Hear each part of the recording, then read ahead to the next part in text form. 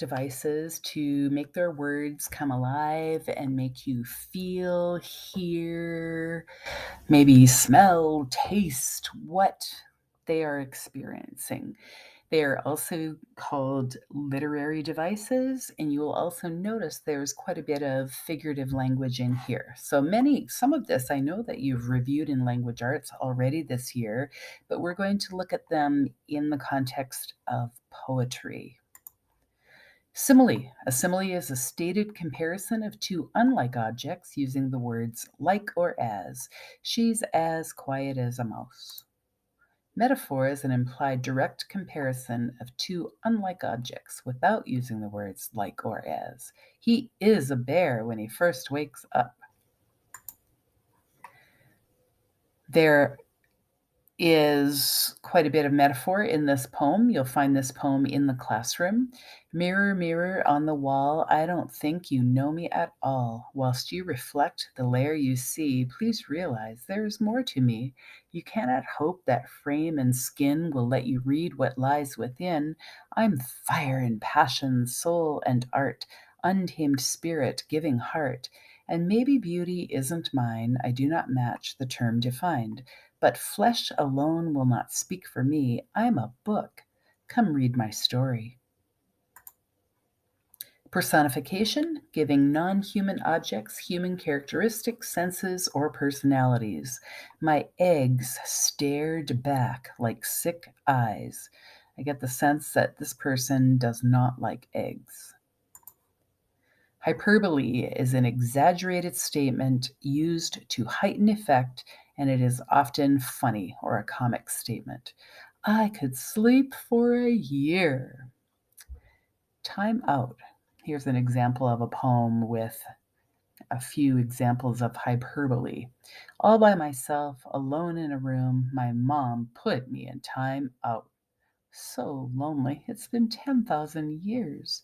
So lonely. No one remembers me at all. So lonely. My whole world is just this room. Oh, wait. My 5 minutes are up. Goodbye. I'm going out to play. Can you relate? Now we start looking at sounds that you might hear in poetry because most poetry should be performed. And when you listen to people read the poetry, we want you to really hear the different kinds of sounds. So one sound you might hear in poetry is alliteration, which is the repeating of beginning consonant sounds. Sally sells seashells by the sea. Here's an example of a poem with alliteration. Overnight, I peeked through my door to find sweaters of snow snuggled in spruces that seemed to grow in darkness as I dreamed last autumn winter night. Someone flicked a switch and orange turned white. Someone flicked a switch and orange turned white. Wind wove a tapestry of tiny flakes in flight. Quiet quilts of snow piled pillows soft and deep. My town became a snow globe like magic in my sleep. I'm not quite ready for winter, but that was a nice poem. Another kind of sound you might hear in poetry is assonance, which is the repetition of vowel sounds. The fly flew by in the night sky. Here's another example in The Cold Wind Blows. Who knows why the cold wind blows, or where it goes, or what it knows? It only flows in passionate throes until it finally slows and settles in repose. Whew. Another type of sound in poetry is consonance, which is similar to alliteration, except that the consonant can be anywhere in the word, not just at the beginning of a word, like you'll find in alliteration. The sailor sings of ropes and things in ships upon the seas. Here's another example from a poem by Edgar Allan Poe. It's called The Sleeper.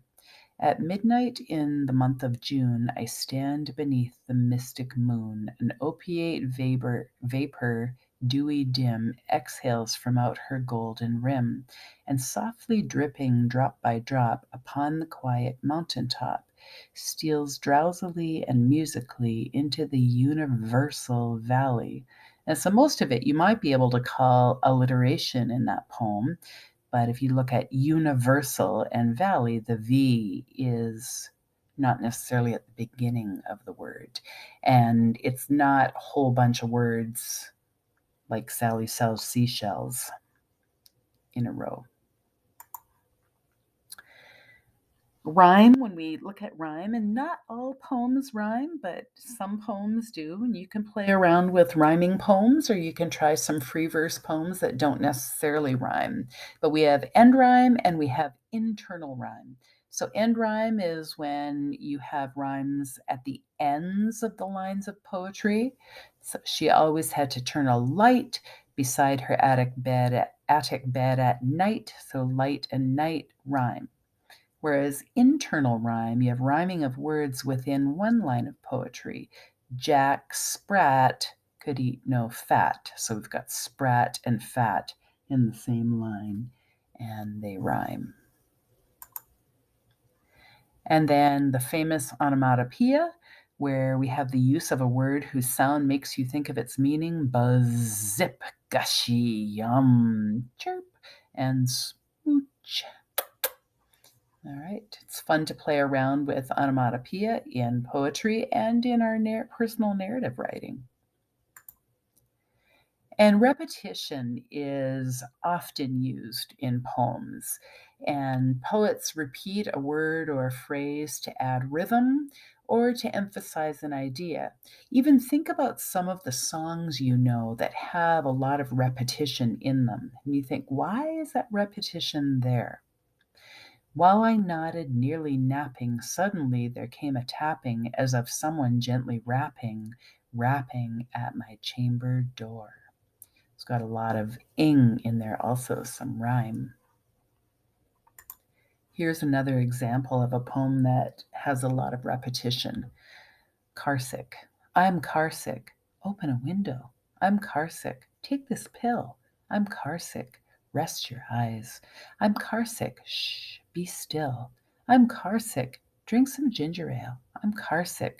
Can you try to wait? I'm carsick. Now we're almost there. I feel better. Darn, too late.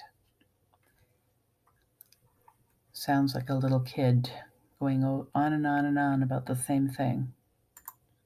All right, so those are some poetic devices that you'll find in poems that you read and that you will experiment with in the poems that you write.